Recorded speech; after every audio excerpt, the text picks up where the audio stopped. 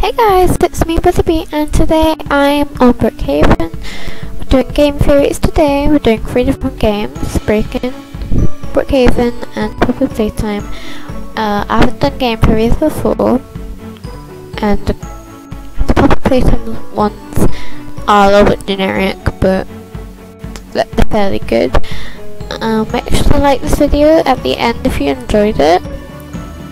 You might not, but still. Anyways, let's get into the theories for Brookhaven first of all.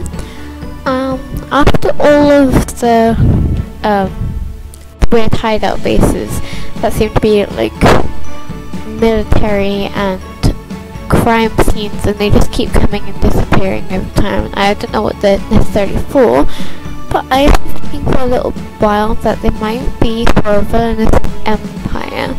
We already have a station for police, but I think there might be some sort of weird kind of purge in Brookhaven.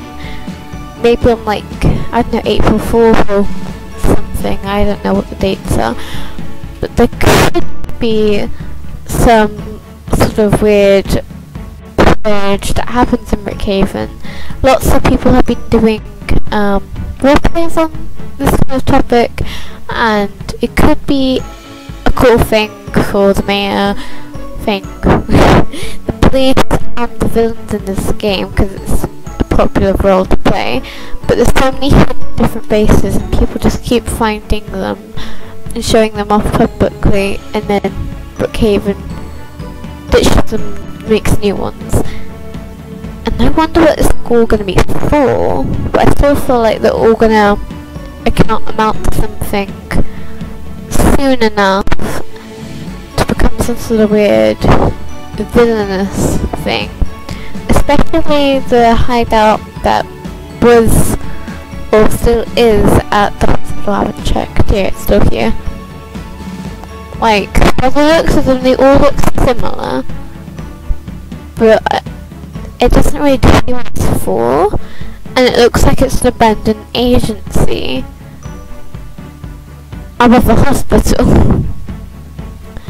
So it might be something to do with like zombies, or it could be something to do with Halloween. Second point for Brookhaven is that they might be introducing storylines. Brookhaven haven't done anything to mention this at all. There's a town hall now, but they could release storylines. They already have certain houses for roleplays now and whatnot, but they could potentially release storylines in the future. So for like people who are doing roleplays and whatnot, I keep saying whatnot, but people who are interested in doing roleplays and videos about Brookhaven could do certain storylines, if that makes any sense, or places to do with storylines. Third point could be that they might introduce abilities, if that makes sense. So, you know when you do your personality bio thing, like they might update avatar extensions, and they might allow you to make your character more personal in the future, like personality traits and whatnot. My last and fourth point is it inspired by Brooklyn? I just wrote that down on the script, but I don't know. I feel like Brookhaven, it's a place in America, right? Yeah, I think this Brookhaven is a place in America, but it might be somewhat inspired by Brooklyn. That's all I have to say. Okay, now for Break-In. For the Break-In points, we have 4 different points as well. The first one being, what if it was an everlasting curse? Hear me out on this one, but they could have introduced a curse to the town on Purge, and that's why in the evil ending, sorry if this is a spoiler, but you become the new master of evil, the new whatchamacallit. It could be a curse that's passed down on to keep the game alive. They haven't released part 2 yet, I think. But still, it could be an everlasting curse. This isn't really second part isn't really a theory, it's just something I want to throw out there. What if it was all a dream? Like, the day before you move house, you imagine yourself in the purge and people are attacking you in your house and you have to run away to the sewers, and then this oversized human was throwing thorns and started running at you with evil minions. It sounds like a dream to me. Third point being, Breaking 2 could be the storyline about how the evil was caused.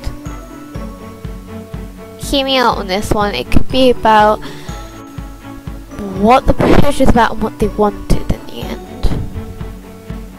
So, like, how this happened. Who were the evil people behind the masks? And the last point is, the masks could be hiding the upset. Like, what if they were forced to do it? What if they didn't want to do it? What if the criminals were possessed?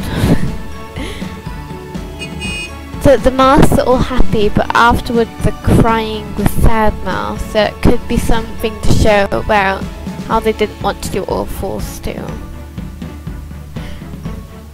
And a question overall for this is, what did they want out of that? What did they want out of hurting the entire town? Okay, now on to our final theory game, Poppy Playtime. For Poppy Playtime we only have 3 different points, and a couple were inspired by MatPat on the game theories, but also slightly myself and what I thought alongside of it.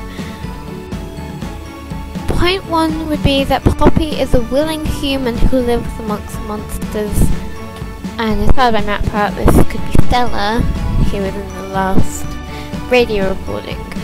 So I think that Poppy was perfect, the first perfect model, and the rest of the prototypes were evil monsters that went wrong and were turned.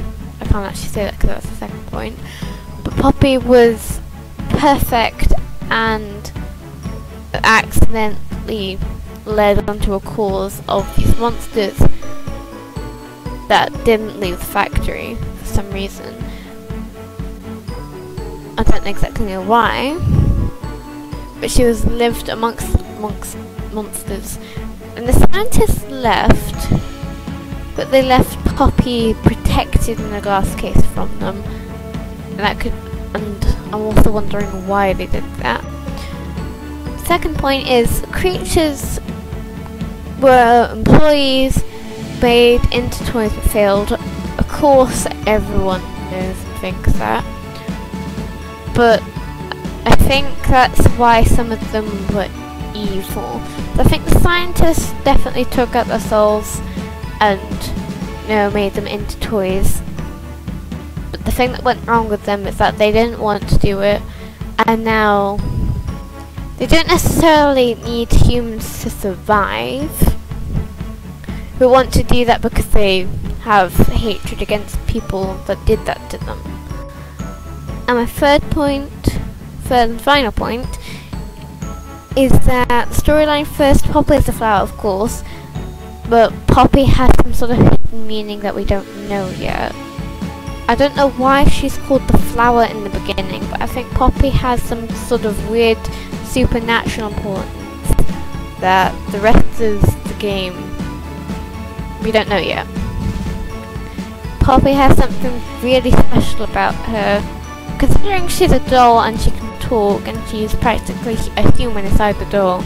There's something really special about Poppy, and the question is to find out what's so special about her. I think that's all for the theories today. Thank you guys so much for watching. If you like the theories, please like the video. If you didn't like the theories, dislike the video. Comment what you thought about it and what I could improve next time, if I ever do this video again. Person there. Thank you guys for watching, and I'll see you next time. Bye, Wakabees!